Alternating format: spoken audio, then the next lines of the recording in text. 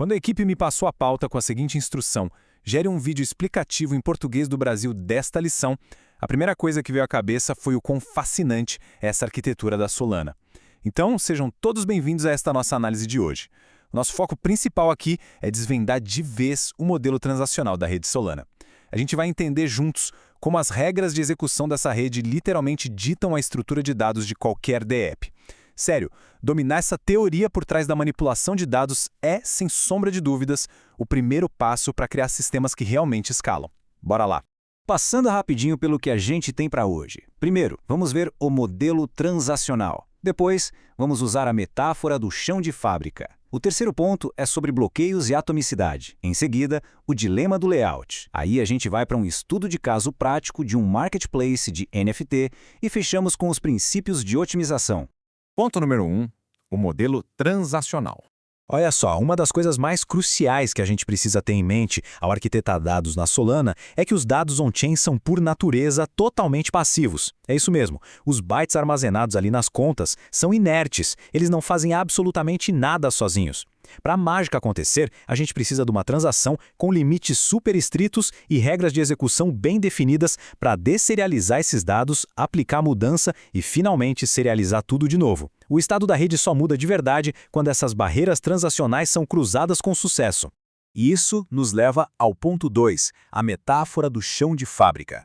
Para ajudar a visualizar como esse ambiente de execução maluco funciona, imagina a rede Solana não como um monte de código, mas como um chão de fábrica gigante e super barulhento. Nesse cenário, uma transação seria como uma ordem de serviço assinada, cheia de instruções, que são os procedimentos que precisam ser feitos. E as contas da Solana? Elas são as próprias máquinas físicas espalhadas por essa fábrica. Ou seja, para concluir qualquer trabalho, a ordem de serviço tem que ir lá e reservar as máquinas exatas. Faz sentido, né?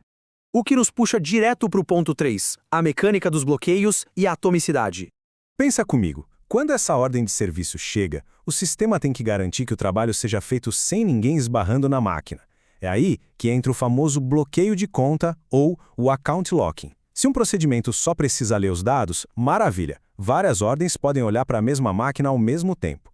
Mas, se a ordem exige leitura e gravação, ela precisa reivindicar o uso exclusivo daquela máquina. É o famoso não toque. Ninguém mais pode acessar, o que é absolutamente crucial para evitar aquelas mutações simultâneas que corromperiam tudo. Mas aí vem a pergunta de $1 milhão. O que acontece quando duas ordens de serviço precisam exatamente da mesma máquina, com acesso exclusivo e no mesmo exato milissegundo? É aí que a gente tem a temida contenção. A execução paralela simplesmente trava. Uma ordem é forçada a ficar lá esperando na fila enquanto a outra termina. E como dá para imaginar, isso reduz drasticamente o throughput, que é a capacidade total de processamento da rede. E aqui que brilha a atomicidade transacional. Na nossa fábrica imaginária, uma ordem de serviço nunca, jamais é entregue pela metade. É uma regra de ouro. Ou todas as operações da transação dão certo juntas, ou o sistema simplesmente reverte tudo como se absolutamente nada tivesse rolado. Uma execução parcial, tipo atualizar só metade das máquinas, nunca vai ficar visível lá na blockchain. É literalmente tudo ou nada. Bom, para aproveitar ao máximo essa atomicidade, a gente usa uma técnica chamada empacotamento de instruções. Colocar várias operações numa transação só é ótimo porque evita ficar indo e voltando na rede e garante o tudo ou nada. Só que tem um preço. Quanto mais operações a gente empacota, de mais máquinas exclusivas a gente vai precisar. E isso, logicamente, aumenta pra caramba a chance de dar contenção com outras transações. Chegamos ao ponto 4, o dilema do layout. Quem está desenvolvendo tem basicamente 3 caminhos aqui. O primeiro é colocar tudo num estado denso, numa conta só.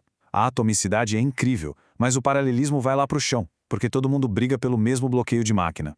O segundo caminho é o oposto, um estado fragmentado em várias continhas. O paralelismo voa, mas manter a coerência atômica vira um pesadelo. E o terceiro é a via híbrida, que tenta equilibrar as coisas usando um índice somado a dados menores. A questão é que você corre o risco de transformar esses índices globais em gargalos terríveis se não houver cuidado. Tópico 5. Vamos ver um exemplo prático com o marketplace de NFT. Trazendo toda essa teoria para o mundo real, qualquer marketplace de NFT tem que lidar com 3 estruturas de dados essenciais: os metadados de cada item listado, o estado de garantia, o famoso escrow, de cada usuário e um índice global que mapeia as categorias com os IDs ativos. A grande questão é que transações do dia a dia, como criar uma listagem ou aceitar uma oferta, vão interagir com essas três coisas de formas completamente diferentes. E logo de cara, a gente bate de frente com os extremos daquele nosso dilema de layout. A opção A seria jogar tudo, metadados e índice, numa conta global gigante. O resultado? Um gargalo absurdo. Basicamente, só uma pessoa conseguiria negociar por vez naquela categoria. Já a opção B separa tudo bonitinho, cada listagem na sua própria conta. O paralelismo fica show de bola, mas cria uma dor de cabeça enorme para garantir que esse índice distribuído continue 100% sincronizado com a realidade, sem falhas. Mas o bicho pega mesmo é no requisito de aceitar a oferta. Aqui, o risco econômico é altíssimo. A transferência de propriedade de quem vende e o pagamento do escrow de quem compra não podem acontecer separados em hipótese alguma. Isso tem que ser perfeitamente atômico. Tudo bloqueado e processado na mesma exata transação.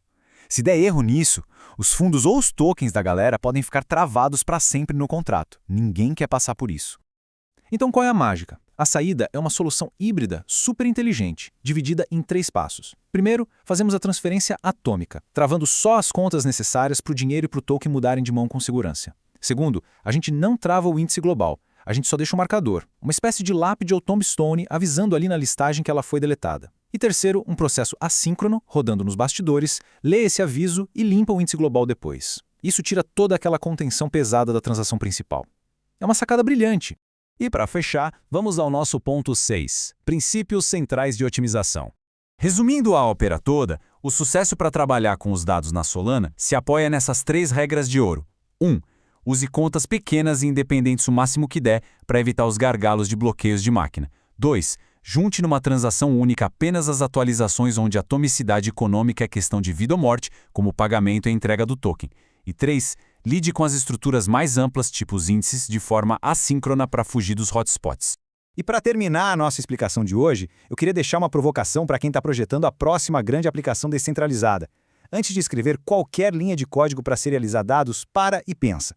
Quais partes do seu sistema realmente precisam daquele abraço atômico inquebrável e quais podem lidar tranquilamente com uma consistência eventual que se resolve em segundo plano?